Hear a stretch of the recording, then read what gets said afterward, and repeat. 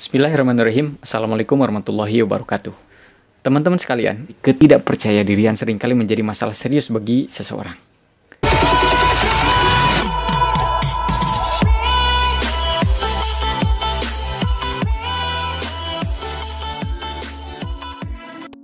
Seringkali orang mengakui merasa menyesal ketika dia mengikuti satu kegiatan di mana ada satu pembicara yang melontarkan satu pertanyaan yang harus dijawab oleh peserta. Dia memikirkan dan tertarik untuk menjawab, tetapi dia tidak mampu mengungkapkan jawaban untuk satu pertanyaan yang datang dari pembicara. Sementara teman-temannya yang lain begitu berani mengungkapkan jawaban mereka masing-masing. Dan ketika sang pembicara mengapresiasi jawaban mereka, kemudian mengulas setiap jawaban yang lahir dari peserta, ternyata tidak satupun yang mendekati kesesuaian. Sementara ketika sang pembicara mengungkapkan jawaban yang tepat untuk pertanyaan tersebut adalah apa yang ada dalam pikiran kita. Sayangnya kita tidak mampu mengungkapkan jawaban tersebut. Hal ini sebetulnya adalah indikator dari ketidakpercayadirian seseorang. Dalam ilmu komunikasi, ada satu konsep dasar yang mendorong manusia agar mampu mengungkapkan apa yang ada dalam pikiran mereka. Konsep ini dikenalkan oleh Socrates, seorang filsuf Yunani, dengan kata maietik. Apa itu maietik? Maietik adalah konsep dasar dalam komunikasi yang berkaitan dengan seseorang memproduksi pesan dalam komunikasi intrapersonal dan kemudian diungkapkan melalui kata-kata dia, melalui pesan yang terucap. Maietik sendiri berasal dari kata maya. Dalam bahasa Yunani, maya diartikan dengan kata bidan. Kenapa dikaitkan dengan kebidanan? Urusan komunikasi sebetulnya pesan yang keluar dari kata-kata itu berawal daripada rahim kata-kata itu sendiri. Kita anggap rahim adalah memori atau memoria. Kenapa memoria? Karena dalam tahapan berkomunikasi, selain sensasi, persepsi, ada juga memori. Memori kemudian memproduksi pesan yang akan kemudian diungkapkan. Selama pesan itu tersimpan dalam memori, perlu energi dan usaha untuk mengungkapkan menjadi sebuah kata-kata. Tidak semua orang mampu mengungkapkan apa yang ada di dalam memorinya dalam sebuah kata-kata di depan orang banyak. Dan inilah yang perlu kita perbaiki karena ini berkaitan dengan kepercayadirian. Maietik ini sendiri bisa diolah melalui setidaknya ada 5 hal yang perlu kita pelajari.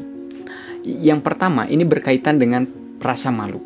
Maka kita harus menghilangkan rasa malu.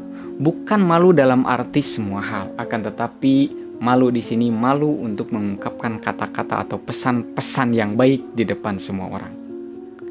Bagaimana caranya? Sesungguhnya kita bisa menghabiskan rasa malu kita pada hal-hal yang negatif. Semacam kita malu untuk melakukan kejelekan, atau kita malu untuk melakukan tindakan-tindakan yang bodoh yang membuat kita jatuh di mata orang lain. Sementara stok malu tidak tersisa untuk ungkapan-ungkapan yang baik, untuk mengungkapkan perkataan-perkataan di muka halayak misalkan, apalagi untuk berbuat kebaikan. Jangan ada stok malu yang tersisa. Kita habiskan rasa malu kita untuk hal-hal yang negatif. Yang kedua, berkaitan dengan rasa takut. Kadangkala orang tidak mampu berkata-kata di depan orang banyak karena dia merasa takut. Kenapa takut? Dia takut salah. Dia takut apa yang dia katakan tidak tepat. Sementara banyak kasus yang terbukti ketika dia takut salah dalam mengungkapkan sebuah jawaban, ternyata jawaban dialah yang dianggap sesuai dan dianggap benar. Tapi karena dia takut untuk mengatakan hal tersebut, takut salah, takut ditertawakan, pada akhirnya dia menyesal. Kenapa saya tidak bilang dari tadi? Itu yang ada dalam pikiran saya. Dan Anda katakan pada teman Anda, jawaban itu sebetulnya sudah saya simpan dari tadi. Mana ada orang yang percaya? Gitu. Semua orang bisa mengaku seperti itu. Beda halnya ketika Anda mengungkapkan jawaban dan jawaban Anda tepat atau sesuai, maka Anda akan merasa puas. Namun perlu dicatat, hal ini bukan dalam rangka kita meraih apresiasi atau pujian dari orang lain. Hal ini berkaitan dengan kepercayadirian kita. Maka hilangkanlah rasa takut dalam mengungkapkan kata-kata yang baik atau menyampaikan pesan, jawaban, atau ide apapun di muka halayak. Poin yang ketiga dalam urusan meningkatkan kepercayadirian kita berkaitan dengan keyakinan bahwa setiap orang memiliki potensi yang sama porsinya, tetapi berbeda jenisnya.